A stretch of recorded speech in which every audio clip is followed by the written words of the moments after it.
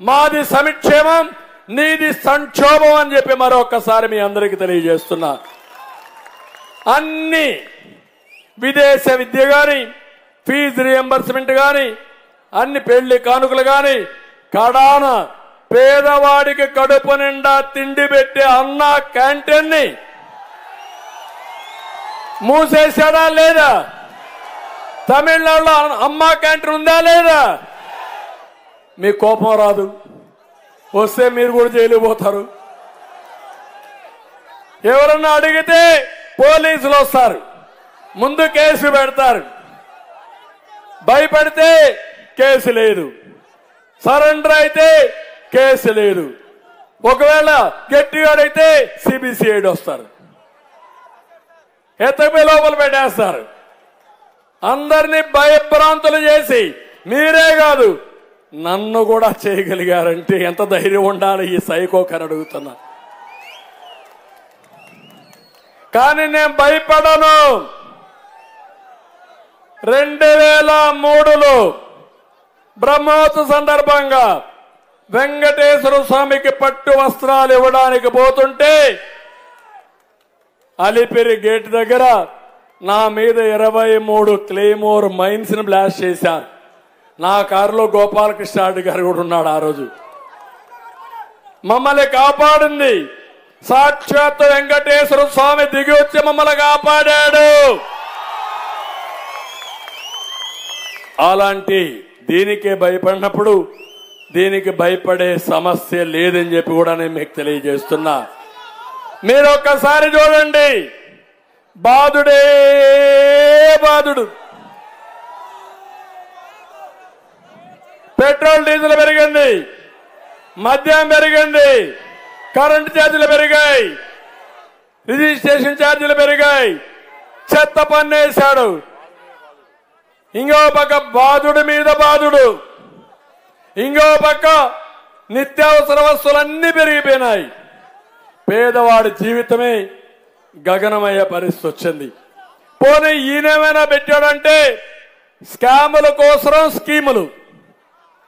అందులో మీరు చూస్తే జే బ్రాండ్ మద్యంలో ఇసుకలో కూడా తైలం తీసే సమర్థులు వీళ్ళు. అందులో కూడా 1000 కోట్లు దోచేసిన గనులు.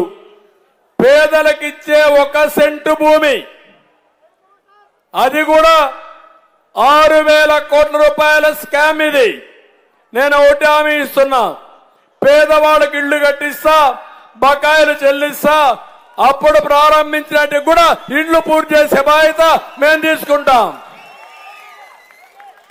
ఏ పేదవాడికి ఇల్లు లేదనకుండా ఇస్తాం.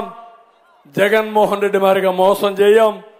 కేంద్రం ఇచ్చే 1,50,000, నరేగా 30,000 ఇచ్చి బాధ్యత తీర్చేశాడు. నేను అట్ట కాకుండా ఒకసారి టిడ్కో 6,700 ఇండ్లు ఇక్కడ ఉన్నాయి.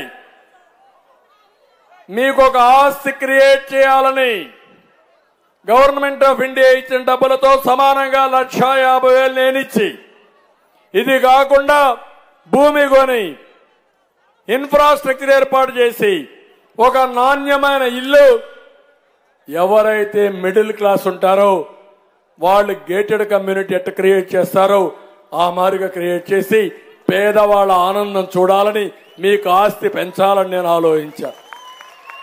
రంగులేసుకున్నారు కదా మీరు మేము కట్టిన ఇళ్ళలో, వేసావా లేదా? ఇళ్ళు మీకు ఇచ్చారా?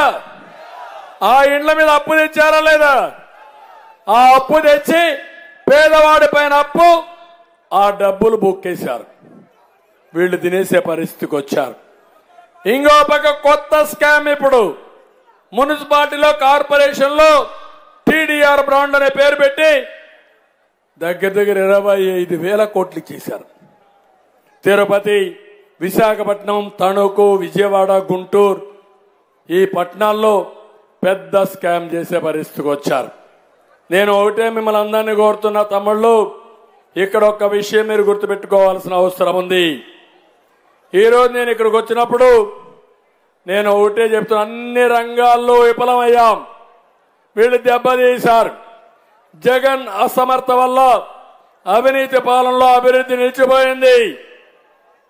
అన్ని రాష్ట్రాలు కూడా జెట్ స్పీడ్ తో దూసుకుపోతా ఉంటే మన రాష్ట్రం రివర్స్ టెండరింగ్ మారిగా రివర్స్ గేర్ లో వెనక్కిళ్లిపోతా ఉంది.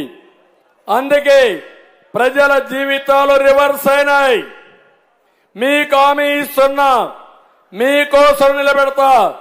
అనుభవం ఉంది, బాధ్యత ఉంది. 45 ఏళ్లు నన్ను ఆదరించారు, గౌరవించారు. మీ రుణం తీర్చుకుని గాడి దప్పిన పరిపాలన ఘాట్లో పెట్టడం నా బాధ్యత.